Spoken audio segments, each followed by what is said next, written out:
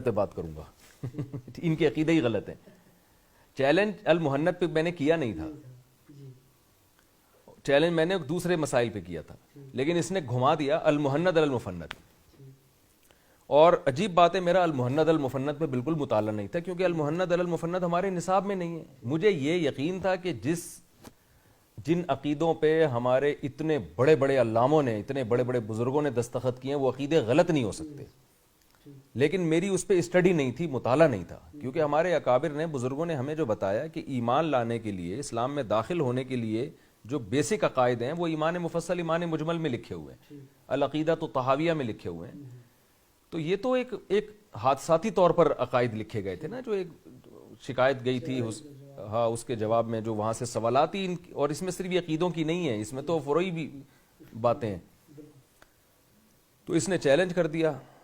میرا اس وقت تک مطالعہ نہیں تھا, لیکن مجھے پتا تھا کہ یار اتنے سارے علماء نے دستخط کیے ہیں تو یہ انشاءاللہ غلط نہیں ہوگا. تو میں نے اس چیلنج کو بھی قبول کیا, اور میں نے کہا کوئی بات نہیں, میں اسٹڈی کروں گا, دیکھوں گا. اس چیلنج کو بھی میں نے قبول کیا. میں نے کہا ٹھیک ہے جی, میں آ رہا ہوں. لیکن میں نے سوچا کہ یار مجھے پتا ہے یہ ایک ہی دفعہ ملاقات ہوگی, اس کے بعد دوبارہ یہ شاید زندگی میں مقدر نہ ہو. ایسا نہیں ہوتا کہ آپ, یہ بہت مشکل کام ہے. جہلم کے سیکیورٹی کے حالات, اور پھر یہ اس کے بارے میں جو ہے یہ نہ کرتا کوئی تھرڈ پارٹی فائدہ اٹھا لے, کوئی ملک دشمن ناصر, دونوں سیلیبریٹی ہیں اور مشہور ہیں, تو کوئی تھرڈ پارٹی کوئی فساد نہ کر دے, کچھ بھی ہو سکتا ہے نا, جہلم کا امن خراب ہو سکتا ہے. تو مجھے یہ تھا کہ یہ ایک ہی دفعہ میں ہوگا. تو اگر میں نے صرف المحنت پہ بات کی نا, تو اس نے جو حضرت معاویہ 20 رکعت تراوی جو میں نے سنے ہیں تو بہت, اس کے نے تو کسی کو نہیں چھوڑا نا. اس نے تو بریلویوں پہ بھی جھوٹے الزامات لگائے ہیں, اس نے تو اہل حدیثوں پہ بھی جھوٹے, وہ اہل حدیث کے بڑے مشہور عالم ہیں, وہ ان کے پاس گئے تھے, یحییٰ, آگے پورا مجھے نام یاد نہیں آ رہا ان کا, بڑے مشہور ہیں. تو مولانا یحییٰ صاحب ہیں, وہ دروازہ جب نوک کیا نا انہوں نے جا کے, تو دروازہ نوک کرنے کی حدیثیں لے آیا کہ بخاری حوالہ اور چیپٹر اور وہ حوالے اور آیتیں ہیں کہ ہر چیز پہ نا اپنی کلمت حق ارید بہ الباطل. بخاری مسلم کی حدیثیں اور سورہ نور کی آیتیں صحیح ہیں, لیکن آپ جس جگہ فٹ کر رہے ہو وہ فٹ ہوتی نہیں ہے. تو ان کا بھی ہم نے دیکھ لیا کہ بھائی یہ تو دروازہ نوک کر کے بھی نہیں کھولتا, ہمیں پتا تھا ایسے ہی جانا غلط ہوگا. تو پھر بہرحال ہم نے یہ کیا کہ مجھے اس نے جو ہے نا المحنت پہ لے آیا, تو میں نے کہا یار چلو جب المحنت پہ لائے تو پھر انشاءاللہ المحنت پہ تیاری کرتے ہیں. اور لیکن میں نے کہا کہ اس کو تراوی پہ نہ آئے, چلو رفع الیدین پہ نہ آئے, یہ ظاہر ہے فروعی مسائل ہیں. حضرت معاویہ پہ تو اس کو کسی طرح گھسیٹنا ہے, یہ نہیں چھوڑنا ہم نے, کیونکہ یہ ہمارا مشترکہ عقیدہ ہے. اس میں کوئی دیوبندی, بریلوی, علی, تو یعنی یہ تو عقیدہ طحاویہ جو ایک امت کی کتاب ہے عقائد کی, جو جس پر اجماع اہل سنت والجماعت کا. حضرت معاویہ کے مسئلے پہ کیسے چھوڑ دیں اس کو بھائی. تو میں تو المحنت پہ بھی بات نہیں کرنا چاہ رہا تھا, اس لیے نہیں کہ اس دلائل کمزور ہیں, دلائل کمزور نہیں ہے. ابھی تو ہم نے جب اسٹڈی کیا تو ہمیں پتہ چلا کہ ہمیں تو اور علماء دیوبند سے عقیدت بڑھ گئی ہے کہ یار کیا خاندانی عقائد ہیں ہمارے اکابر کے, اور کیا ماشاءاللہ اللہ نے, یعنی جو بات اسلاف سے اجماع کے ساتھ چلی آ رہی ہے اس سے ذرا بھی انحراف نہیں ہے. کچھ عقیدے المحنت کے ایسے ہیں جو اسلام کے بیسک عقائد نہیں ہیں. لیکن میں نے کہا یار یہ جب تک حضرت معاویہ کے مسئلے پر آئے گا نہیں, جب تک المحنت کے مسئلے پر بات ہوگی نہیں. تو ہم نے کہا ٹھیک ہے جی المحنت پہ بات کریں گے ہم, لیکن ساتھ میں حضرت معاویہ پر بھی. تو وہاں بھی یہ پی گیا. پھر اس نے کلپ ریکارڈ کرا, دیکھو بخاری کی حدیث کا کیا جواب دو گے حضرت معاویہ کے بارے میں, مسلم کی حدیث کا کیا جواب دو گے, یہ نہیں آ سکتے, یہ کیا جواب دیں گے.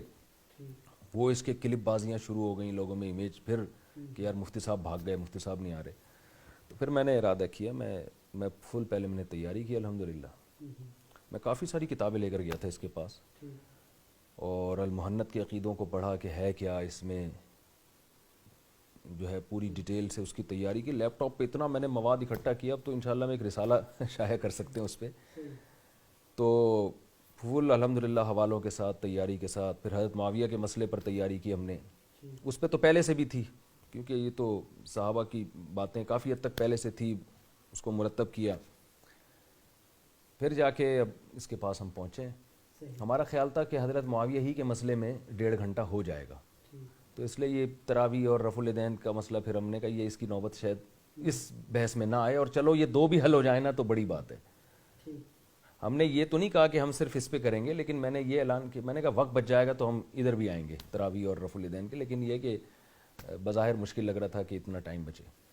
تو یہ ہوا ہے جی. پھر ہم نے تیاری شروع کر دی, اور اس کے بھی چلے کل ہی آ جاؤ, قیامت تک کا ٹائم ہے. ہم نے کہا چلو اچھا ہے, بیچارہ پھینک رہا ہے لمبی لفظ تو استعمال نہیں کرنا چاہیے یہ.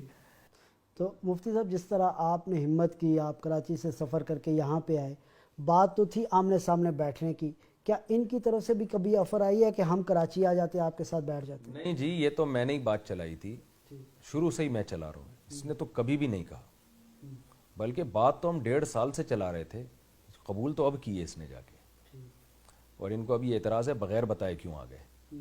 میں نے ایک ہفتہ پہلے کلپ ریکارڈ کروا دیا تھا کہ میں جہلم جا رہا ہوں, انجینئر صاحب اپنی تیاری پکڑ لیں. وہ ریکارڈ کروا کے ہم ابھی اپلوڈ کرنے ہی والے تھے. ہمارا ارادہ تھا پہلے بتا کے آئیں ہم, بھئی کوئی وہ نہیں, لیکن سیکیورٹی کے نقطہ نظر سے پھر ساتھیوں کا مشورہ ہوا کہ کوئی تھرڈ پارٹی کوئی تخریب کاری نہ کرے, کہ کیونکہ اتنی شہرت ہو جائے گی, پہلے بات پھیل جائے گی. تو ہم نے کہا جہلم پہنچنے کے بعد ہم کون سا ایک دم سے گھر میں تو نہیں گھس رہے نا اکیڈمی میں, وہاں پہنچنے کے بعد ہم یہ کرا دیں گے. ہم ان کو ٹائم دیں گے, بھائی 1 ہفتے کا ٹائم ہے, 1.5 ہفتے کا ٹائم ہے, بلکہ یہ ٹائم بھی آپ اسی سے لیں گے. میں بہت بھرپور طریقے سے وقت نکال کے آیا تھا کہ ساری مصروفیتوں کو دائیں بائیں کر دو, ساری میٹنگ کینسل, سارے بیانات کینسل, اور ہر چیز کو کینسل کر کے یار اب ایک ہی دفعہ میں نا اس مسئلے کو ہم نے آر پار لگانا. اور میں کہتا ہوں یہ انہوں نے بڑی عقل مندی کا کام کیا, اگر یہ سامنے بیٹھ جاتے تو یہ, لیکن یہ کہ یہ شاید اس کی کوشش میں ہوتے ہیں کہ ویسے ہی آ کے بیٹھ جاؤ نا, بغیر کسی تمہید کے اور کوئی بات اصول طے کیے بغیر. جب ایسے بات ہوتی ہے نا تو اس میں جب سامنے والا دلائل کمزور ہونا شروع کرتے ہیں نا تو وہ پھر اصول اور قوانین کو توڑتا ہے. یہ مجھے خطرہ تھا کہ اگر بغیر کسی پہلے سے کوئی اصول طے کیے بغیر بات چیت شروع ہو گئی تو یہ پھر یہ گھماتا رہے گا, موضوع چینج کرتا رہے گا. تو اس کو موضوع پر لانے کے لیے ہم نے کہا کہ پہلے کچھ شرطیں تھے. مفتی صاحب اس وقت جو ہے عالم اسلام کے بے شمار مسائل ہیں, ان مسائل کی طرف توجہ دینے کی بھی ضرورت ہے. ان سب حالات کے باوجود یہ جو ایک ایشو ہے اس کے اوپر آپ کیوں اتنا زیادہ ہائپ کریٹ کر رہے ہیں؟ مسئلہ یہ ہے کہ جب محلے میں 2 آدمی لڑ رہے ہو نا تو دونوں کو آپ برا نہیں کہہ سکتے. ہو سکتا ہے ایک نے پہل کی ہو, دوسرا دفاع میں لڑ رہا ہو. اب کوئی آ کے آپ کے تھپڑ مارے اور آپ کھڑے رہو کہ جی لڑنے والے اچھے نہیں ہوتے, تو وہ دوسرا بھی لگا دے گا. آپ کو چونکہ لڑائی اسلام میں پسندیدہ نہیں ہے, تو بھائی ہو سکتا ہے یہ جو تھپڑ لگا رہا ہے یہ اس تھپڑ کو روکنے کے لیے. تو یہ تو ہم کب سے چیخ رہے ہیں, انجینئر علی مرزا کو کہہ رہے ہیں کہ عالم اسلام کے مسائل دیکھو, آپ کیا چیزیں لے کے بیٹھ گئے ہو. بنو امیہ ایسے تو محمد بن قاسم ایسا, بنو امیہ سے بات شروع ہوگی, بنو امیہ پہ ختم ہوگی, اور وہ ایسے تھے. بھائی بنو امیہ میں بہت سے پازیٹیو کام بھی ہوئے ہیں, کچھ نیگیٹو کام بھی ہوئے ہیں, تو نیگیٹو کو نیگیٹو کہو, جو پازیٹیو کام ہوئے ہیں. اتنی بڑی حکومت اللہ نے دنیا میں مسلمانوں کی پھیلائی ہے, اور اس وقت علمی کام کتنے ہوئے ہیں, تو وہ شاندار ماضی بھی تو ہے نا. آپ اتنا بدترین امیج آپ دنیا کے سامنے اسلامی تاریخ کا پیش کر رہے ہو, یہ تو اسلام ہی مشکوک ہو جائے گا. گورا کہے گا یار تم تو شروع سے ہی گندے ہو, ایک آدمی ٹھیک پیدا ہوا ہے, 2-4 اور. وہ میں لطیفہ سناتا ہوں نا کہ وہ ایک آدمی نے خواب دیکھا کہ کچھ لوگ جنت میں دال چاول کھا رہے ہیں اور جہنم میں دیگیں پک رہی ہیں. خواب دیکھا اس نے, تو اس نے فرشتوں سے پوچھا یہ کیا ہے بھائی, جہنم میں دال چاول. تو فرشتوں نے کہا اب ہم کیا 4 آدمیوں کے لیے دیگ پکوائیں کیا. جنت میں گئے 4 آدمی ہیں, ان میں ایک علی مرزا, ایک جناب غامدی صاحب ہیں, 2-4 اور اس جیسے لوگ ہیں. تو ان لوگوں نے ایسا اسلام کو بنا کے پیش کیا کہ جیسے اسلام میں 4-6 آدمیوں کے علاوہ جو لوگ ان کے کلپ سنتے ہیں, آپ ان کے کمنٹس دیکھیں نا, سارے مولوی غلط, سارے فقہا غلط. ایک امام بخاری کو اس نے پکڑا ہوا ہے, وہ بھی جان بچانے کے لیے, ورنہ اس کا بس نہیں چل رہا, ان کو بھی معاف نہیں کرے یہ. تو یہ چیز اب ہم مجبور تھے اس پر. تو آپ اس میں یہ نہیں کہہ سکتے کہ امت کہاں جا رہی ہے, ہم کیا کر رہے ہیں. ہم نہیں کر رہے, یہ کر رہا تھا. ہم نے تو محبت کے ساتھ بیٹھ کے ہم نے کہا چلو دلائل کی دنیا میں بات ہو جائے تاکہ یہ فتنہ ختم ہو. ناظرین کرام, مفتی طارق مسعود صاحب نے جہلم میں آ کر اتمام حجت کر دیا ہے. اس طرح کے دلائل سے مزین بحث اور مباحثے جاری رہنے چاہیے, علمی گفتگو جاری رہنی چاہیے, لیکن ادب کے دائرے میں. ہم امید کرتے ہیں کہ مثبت پیرائے میں علمی مباحث کا سلسلہ جاری رہے گا.